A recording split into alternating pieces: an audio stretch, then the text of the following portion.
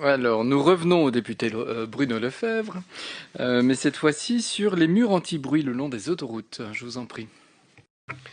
Merci, Monsieur le Président. Monsieur le Ministre, dans le cadre du plan infrastructure et mobilité pour tous, un volet essentiel concerne les mesures visant à réduire la pollution sonore le long des axes autoroutiers, en particulier la construction de murs anti-bruit.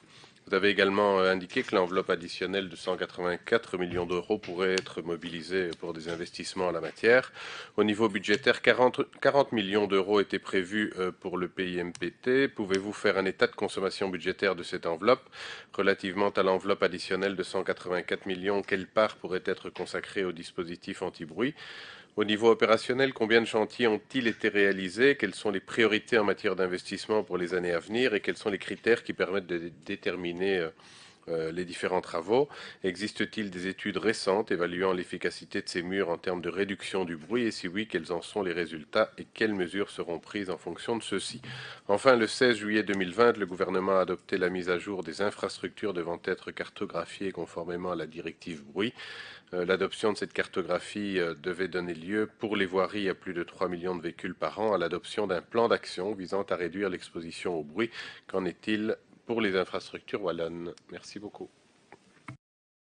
Merci, monsieur le député. Monsieur le ministre, je vous en prie. Merci, monsieur le député. À ce jour, 22 projets de lutte contre la pollution sonore ont été identifiés sur le réseau wallon comme étant prioritaires.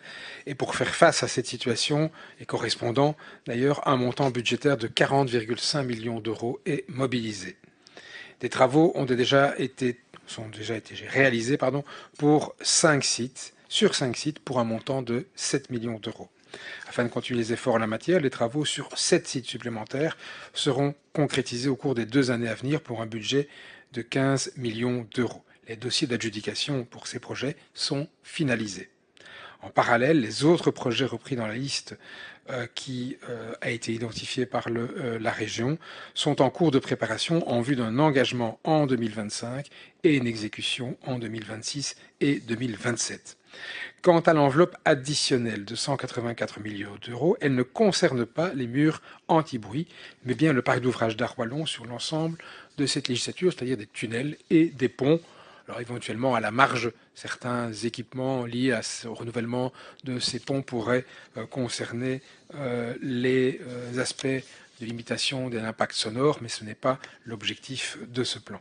Les dispositifs anti-bruit installés sur le réseau routier wallon respectent l'ensemble des prescriptions techniques reprises dans le cahier des charges wallon Caliroute. En matière de performance, les écrans doivent respecter les standards du Bureau de normalisation belge, NBN, sur base des normes dites in situ, en lien avec ce type de dispositif. Pour information, il existe un alignement de ces exigences sur celles qui sont pratiquées au nord du pays. En ce début d'année, la cellule bruit du SPOMI a initié par ailleurs un marché de services qui vise à s'adjoindre les services d'un prestataire dont la mission est de vérifier que les performances annoncées par les fabricants sur base de ces normes sont effectivement respectées in concreto. Cette approche en obligation de résultat vise à s'assurer que les performances annoncées soient respectées et que la quiétude des riverains soit garantie. Ce type d'approche a déjà pu montrer des résultats concluants dans le cadre notamment du projet de Votem, le long de l'autoroute A3. Au terme des essais, les performances mesurées confirmaient que les normes annoncées par le fabricant étaient respectées. De nouvelles cartographies stratégiques du bruit ont été validées en 2024, permettant à la Wallonie de respecter ses obligations en lien avec la directive bruit 2002-49-CE. La cellule bruit analyse actuellement l'ensemble des résultats afin d'identifier les projets d'investissement qui pourront être intégrés au futur plan d'action qui suivra, donc celui qui se termine en 2027 concernant ce volet de 40,5 millions d'euros d'investissement. Le choix des localisations des sites à équiper tient compte de la cartographie du bruit en s'attaquant d'abord aux situations les plus problématiques. Merci, monsieur le ministre. Monsieur le député, pour votre réplique.